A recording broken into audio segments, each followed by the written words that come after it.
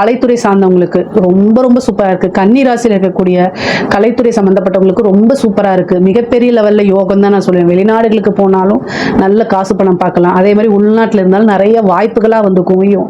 மக்கள் கிட்ட போய் சேர்றது, அதே மாதிரி பாராட்டுகள், விருதுகள், நல்ல லாபம், தொட்டதெல்லாமே காசு அப்படின்னா கலைத்துறையில் இருக்கவங்களுக்கு நல்ல அமைப்புகள் இருக்குது. சரிங்க.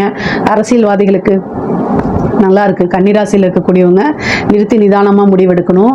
கிரக சூழ்நிலைகள் நல்ல அமைப்பு, மக்களுடைய ஆதரவுகள் கிடைக்கும். அதே நேரத்தில் நல்ல பரிகாரங்களும் பண்ணிக்கோங்க.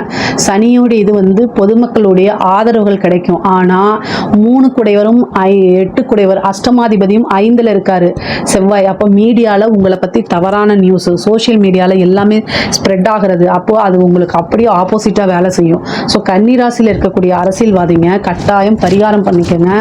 என்னென்ன இது அப்படிங்கிறது உங்களுக்கு இருந்துச்சுன்னா கமெண்ட்ஸில் கேளுங்க, நான் ஆன்சர் பண்ணுறேன். ஆனால் கட்டாயம் பரிகாரம் பண்ணால் ஜெயிச்சிட முடியும். கைக்கு வர பக்கத்தில் இருந்து அப்படியே நழுவி போயிடும். அதனால் கன்னிராசியில் இருக்கக்கூடிய அரசியல்வாதிகள் ரொம்ப ரொம்ப கவனமாக இருந்துக்கோங்க.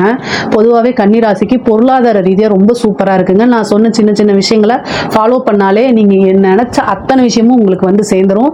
எல்லா விஷயங்களும் அடைய முடியும். இதில் ஏதாவது சந்தேகங்கள் இருக்குது அப்படின்னா கமெண்ட்ஸில் கேளுங்க, கட்டாயம் நான் ஆன்சர் பண்ணுறேன். நம்மளுடைய சேனலை லைக் பண்ணுங்கள், ஷேர் பண்ணுங்கள், சப்ஸ்கிரைப் பண்ணுங்கள். நன்றி, வணக்கம்.